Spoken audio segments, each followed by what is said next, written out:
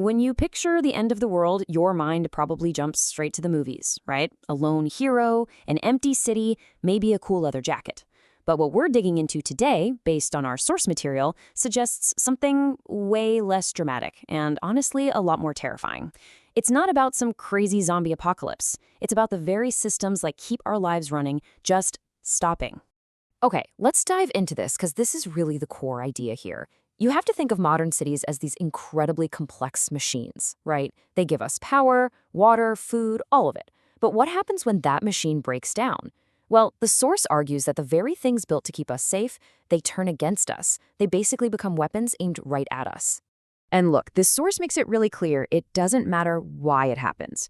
Could be a massive solar flare, a sophisticated cyber attack, maybe just a simple grid failure that spirals out of control. The how doesn't matter. What we're going to explore is the result. What happens when everything that keeps millions of us alive just switches off? All right, so before we jump into the actual list of cities, the ones the source says are most at risk, we need to understand the why behind their choices. And it's not based on things like crime rates or local politics. Nope, it comes down to three, let's call them measurable, non-negotiable factors that pretty much decide if a city can survive a long-term shutdown. Yeah, the source actually calls them the three horsemen of urban collapse, which is pretty dramatic, but it gets the point across. You've got just-in-time fragility, egress mathematics, and artificial life support. And here's the kicker. Every single city we're about to talk about, it fails at least two of these tests. And not just by a little, I mean spectacularly. So let's break them down. Okay, first up, just-in-time fragility. And this one is fascinating. The source makes this brilliant point. Your grocery store doesn't really stock food.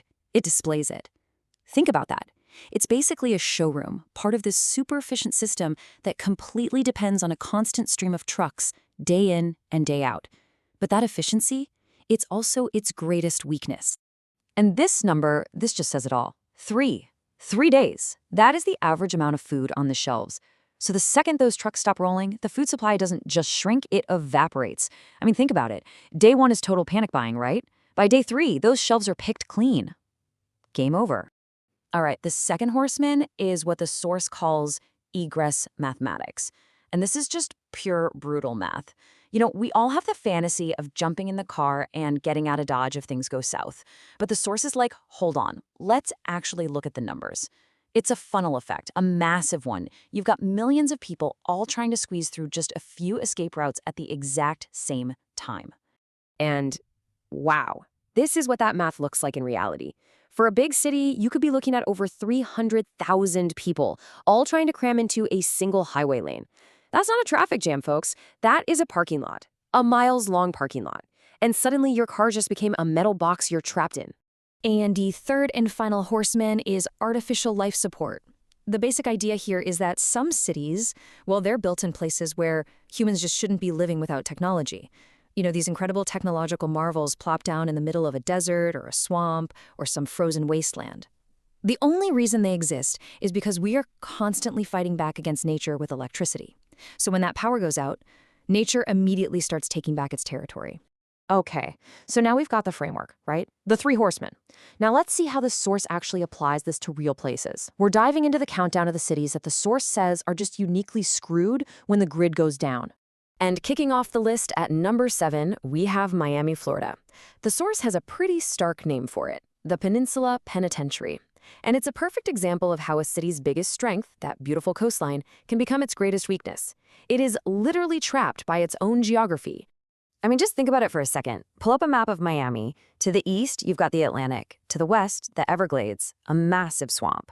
To the south, you've got the Keys, which is a dead end. So that leaves exactly one way out, north. You've got 6 million people all trying to funnel onto a couple of northbound highways. The egress math, one of our horsemen, just completely falls apart. It's impossible. Okay, let's jump ahead on the list to number 5. We're heading to Honolulu, Hawaii, which the source colorfully calls Alcatraz with better branding. And for Honolulu, the problem isn't so much about heat or escape routes in the same way. It's about pure, unadulterated, terrifying isolation. Wow. Yeah, this chart right here, it pretty much says everything you need to know. Honolulu is the most remote major city on the entire planet. We're talking over 2,000 miles from the U.S. mainland, and a staggering 90% of its food has to be shipped in. So what happens when those ships stop coming? There's no plan B. You can't just drive to the next state for supplies. You are stuck on an island, and the pantry is officially closed. Okay, so right about now, I bet a lot of you are thinking, phew, okay, I get it, but I live in the suburbs. I'll be fine, right? Well, the source argues that this is probably one of the most dangerous delusions you can have. It's a complete misunderstanding of how a collapse actually plays out. The source brings up this idea it calls the golden hour of evacuation. Basically, you have about 60 minutes, 1 hour, from the moment things go sideways to actually get out. That's your window, because after that, the realization that no one is coming to help starts to ripple out from the city center. And where do all those desperate people from the city go? They head for the one place they think has resources, the suburbs. Suddenly, your quiet little cul-de-sac isn't a safe haven anymore. It's the next target. All right, let's get to the big ones. Coming in at number 2 on the source's list is New York City, and specifically Manhattan, which the source calls an island of 16 million regrets. And here, the city's biggest asset, that incredible population density, it becomes its absolute worst nightmare. I mean, just stop and think about it. How do you get on or off Manhattan? It's a bridge or a tunnel. That's it. In a real crisis, you can bet the authorities are going to shut those down almost immediately to contain the chaos. And just like that, millions of people are trapped. And then, the water pumps stop working. That means no water above the 6th floor of any building in a city of skyscrapers. It's a city of vertical tombs on an island prison.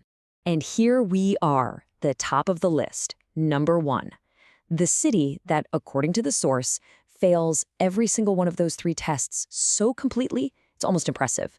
Los Angeles, California. And for LA, it all starts with water, or, the lack of it. You have a sprawling metro area of 18 million people living in a desert, and 85% of their water has to be pumped in from hundreds of miles away. And that pumping takes a colossal amount of electricity. So when the grid fails, the pumps stop instantly. LA's life support is just cut.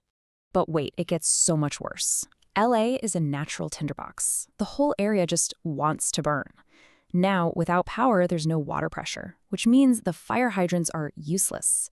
So picture this. Inevitable fires start breaking out. You combine that with literally the worst traffic in America. And what do you get? Millions of people trapped in their cars on gridlocked freeways, watching a wall of fire roll right towards them. It is the absolute perfect storm of all 3 horsemen at once. Okay, so after all that doom and gloom, you're probably wondering, is there anything we can actually do?